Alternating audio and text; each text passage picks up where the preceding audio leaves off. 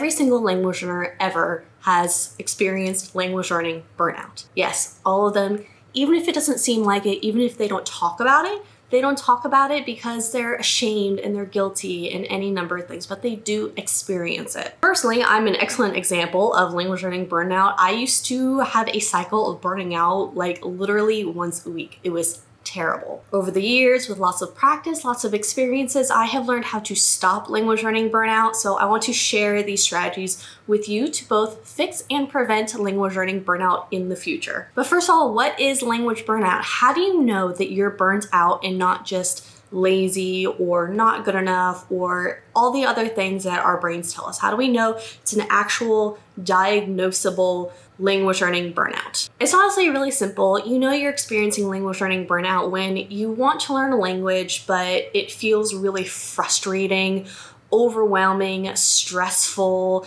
You feel really impatient. You're kind of out of that motivation. It feels really impossible to touch, impossible to achieve. You're really overwhelmed and you just kind of feel shut down and like you hit a wall. Basically, if you are experiencing language learning burnout, your brain, when it comes to burnout, when it comes to language learning, looks a little bit like this.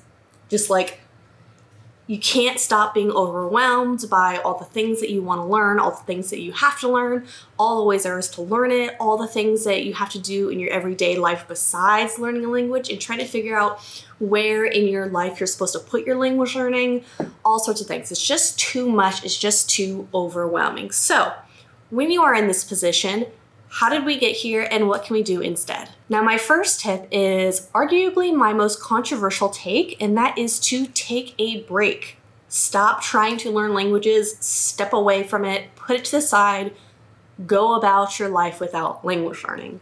Why is this controversial? There's a couple reasons. The first major one is that a lot of people love to say that you have to study every single day. That's the only way to learn a language. And if you want to earn your language learning, earn your fluency, whatever it is, that you have to study every single day. And taking a break is the exact opposite of studying every single day. And I know the guilt and the frustration and the anxiety that comes from it. It kind of looks a little bit like this, doesn't it? It looks exactly like language learning burnout. If that gives you the same feeling as burnout, definitely take a break. But here's the thing. Trying to force yourself to push through your burnout with just like doing it anyway is not going to help you.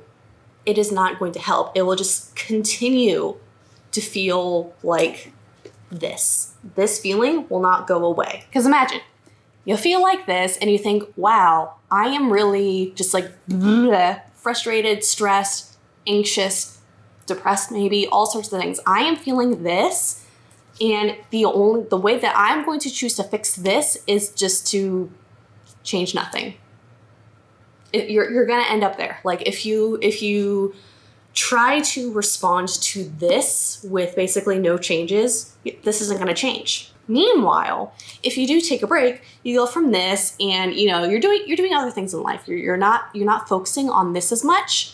You're not focusing on this. So after a while, however long it takes, it's different for everybody. After a while, you end up kind of like that, like a straight line.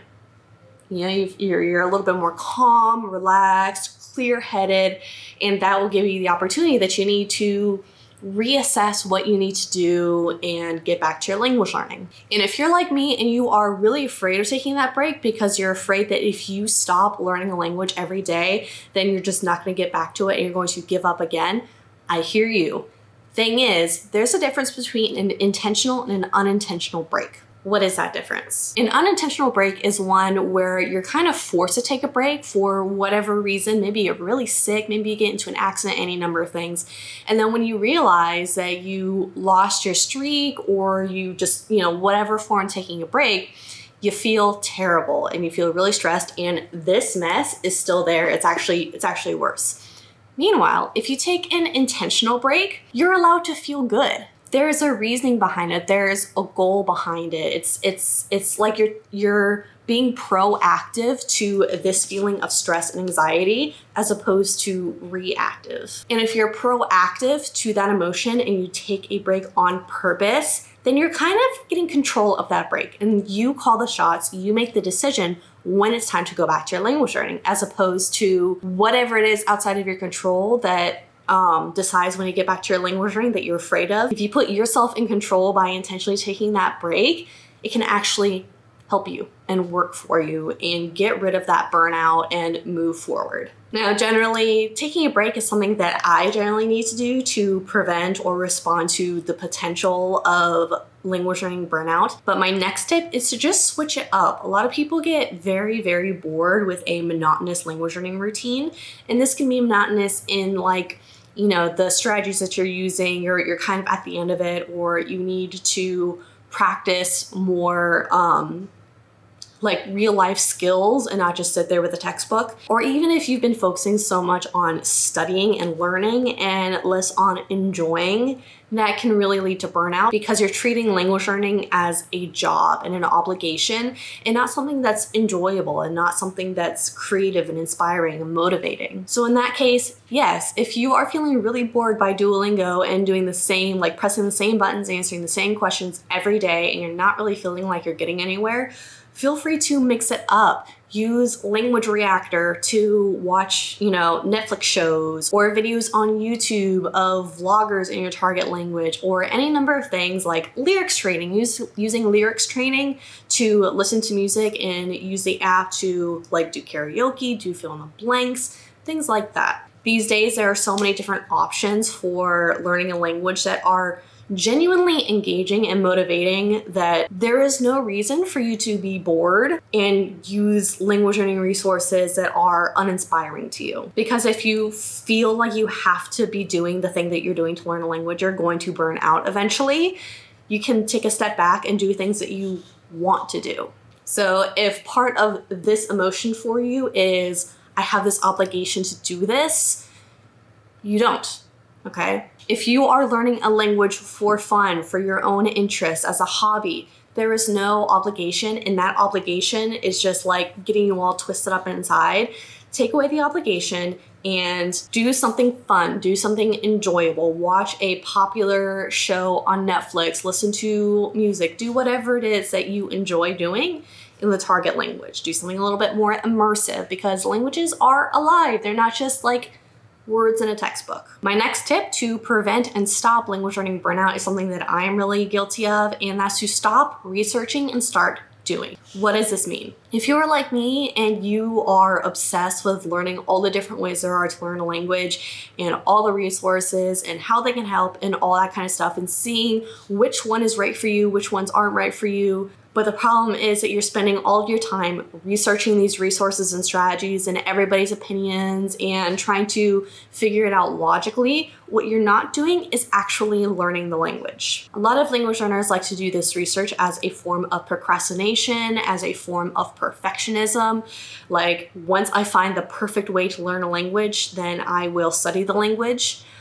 You are procrastinating and you are afraid of not being perfect, and that's okay, and that's normal, and that's a different subject. But the thing is, you spend so much time researching all these different methods and strategies and all the things to do with a language that you realize how huge and complex it actually is. And that in itself is really overwhelming and really stressful, especially if you're not exactly sure what it is that you want to learn, what it is that's important for you to learn. You're listening to different opinions from different people who say all these different things because they have different opinions and different intentions with their own language learning that aren't necessarily yours. It can be very overwhelming and very confusing. If and when this ever happens to you, close out of Google and go back and do something that helps you remember why you want to learn languages. Do something that gives you joy and makes you feel happy and gives you that sense of excitement and motivation back. And don't worry so much about all the rules and regulations, because there are no rules to learning languages. If somebody tells you that there are rules and there are ways to do it and ways to not do it, they're wrong. The point is to do something that's enjoyable and interesting that makes you want to keep learning. Don't worry so much about the end goal. Speaking of the end goal, my next tip is to take off the pressure. We as language learners tend to be perfectionists. We tend to be very motivated And we tend to give ourselves these huge lofty goals that sound excellent on paper, but in reality, they are unrealistic and unattainable. I'm definitely guilty of this. I spent years swearing that I was going to take the C2 exam in Spanish. I'm not going to take the C2 exam in Spanish. Like that's ridiculous. That's information that I don't need, that I don't particularly want to learn either. It just kind of felt good to say it, but it also kept me stuck because I set myself this huge goal from nothing other than emotion and perfectionism. And so I just felt really bad about it all the time. In the moment when you make these decisions to have these huge, insane language learning goals, it feels really easy at first, and then you start committing to it and you start trying to do it and you realize how insane these goals are, especially if they're not based in, reality, and they're not realistic for you and your interests, your lifestyle, your like what you actually want to do with the language. If they're not actually realistic for you, then that's a really great way to burn out, because no matter how much time you spend on your language learning, you're still not getting even close to this insane, crazy goal that maybe you can't even actually fathom. Like you don't actually know realistically what that looks like. It just sounds great. Now, I want to be clear. This is not to say that long-term language goals are wrong. Not at all. Long-term language goals are a great tool if used appropriately. But here's the thing, and here's the thing that I teach my clients to do, is that when we're so focused on the long-term goal in like 6 months, a year, 5 years, whatever it is, if we are so focused on that long-term goal that is so far away, and then we are in the day-to-day of the language learning, of the, 1% better every day, 10% better every month, whatever it is. The problem is we are so laser focused on that long-term goal that we do not see the progress that's happening right in front of us. All right, we wake up every morning and we say, okay, am I at this goal yet? Am I at 100% yet? Without realizing or without remembering that in order to get to 100, you need to add 1, 2, 3, 4, 5 every single day until you get up to that 100. But so many language learners are so focused on that 100, they forget and also don't know how to see that little bit of progress that happens every day. And so when you can't see those small wins, you can't see that little bit of progress, you give up. And this whole concept I really talk about a lot in my mini course, Mastering Motivation. So if motivation is something that you really struggle with, I highly recommend you going into the description box below and checking that out. But if you want to prevent language learning burnout, you need to stop setting yourself and focusing and hyper-focusing on these really complex, huge, unattainable goals that don't actually relate to you at all, and instead focus on what it is that you're doing today, this week, and seeing what goals you want to achieve this week and how you want to improve this week. And remember, as I said a couple of times in this video, you need to be focusing on enjoying what you're doing something that you actually want to do, not necessarily doing the things that you feel like you should do or you feel like you have to do. There are no things that you have to do.